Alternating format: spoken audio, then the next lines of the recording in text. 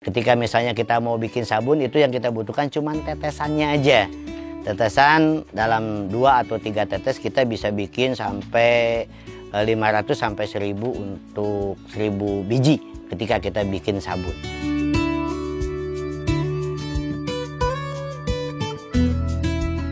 Bismillahirrahmanirrahim. Assalamualaikum warahmatullahi wabarakatuh. Selamat siang, salam sejahtera buat teman-teman para petani dimanapun berada. Hari ini alhamdulillah kami atas nama kelompok tani Putra Atsiri, dengan ini mungkin memperkenalkan kami sendiri adalah Asep Kurnia Mukhtar. Saya tinggal di Kampung Babakan Tisuk, Desa Cipancar, Kecamatan Serang Panjang, Kabupaten Subang.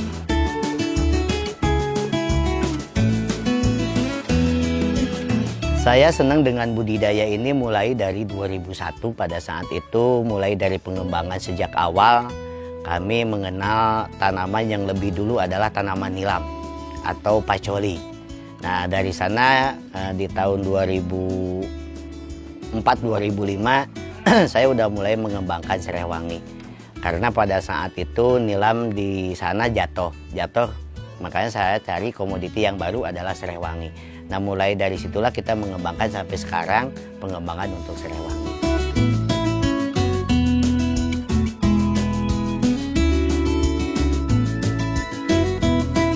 Minyak atsiri adalah minyak yang mudah terbang. Minyak yang mudah terbang, jadi salah satu contohnya ketika kita menuangkan minyak serai wangi di dalam suatu ruangan, maka ruangan tersebut akan langsung bau minyak tersebut. Makanya itu dimaksud dengan minyak terbang. Jadi minyak atsiri itu minyak yang terbang gitu. Untuk jenis minyak atsiri itu banyak. Kurang lebih ada sekitar 60 jenis minyak atsiri yang ada di Indonesia. Salah satunya ada serai wangi, ada cengkeh, ada pala, ada nilam, ada kayu manis, ada gaharu, ada masoy, ada cendana, dan lain-lain. Salah satunya yang mungkin dikembangkan yang lebih mudah oleh kami adalah serai wangi atau citronella. Kalau sudah jadi minyaknya disebut dengan citronella oil. Itu macam-macam jenis minyak atsiri yang ada. Manfaat dari minyak atsiri ini yang pertama adalah untuk penggunaan parfumeri. Yang kedua kosmetik. Yang ketiga farmasi. Ini bisa jadi ketika jadi produk, bisa jadi sabun mandi, bisa kosmetik untuk kecantikan, ketika untuk kesehatan bisa menjadi sanitizer, dan bisa juga digunakan untuk karbol pewangi ruangan, juga aromaterapi di setiap ruangan.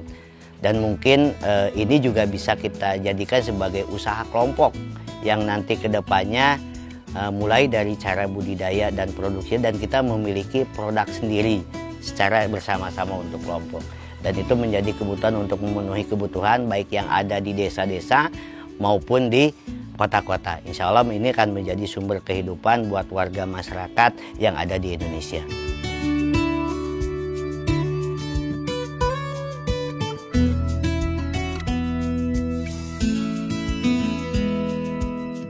Alhamdulillah selain dari dalam negeri, produk-produk minyak atsiri atau minyak atsiri ini sampai ke luar negeri.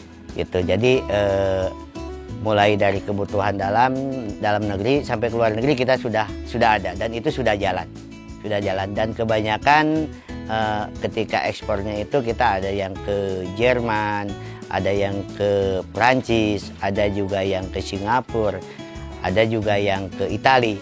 Di sana juga cukup lumayan banyak karena permintaan buyer dari luar cukup lumayan banyak.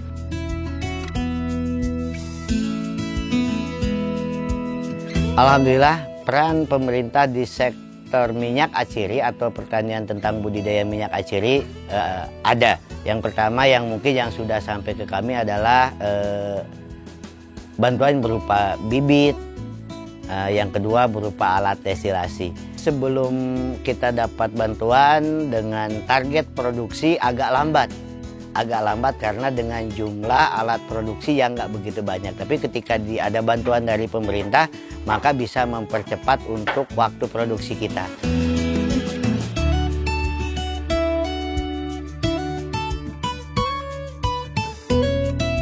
Pada saat itu Bung Karno bilang cukup dengan 10 pemuda untuk memimpin Indonesia ini. Oleh karena itu kami sebagai petani mengajak seluruh rekan-rekan generasi muda. Jangan gengsi menjadi petani. Insya Allah dengan bertani kita akan menjadi anak negeri yang cukup berbakti, dan kedepannya juga dengan bertani membuat kita menjadi orang yang berarti. Oleh karena itu, marilah bersama-sama untuk menjadi para petani yang punya pemikiran untuk membangun negeri. Insya Allah dengan bertani kita akan menjadi mukti, kan gitu.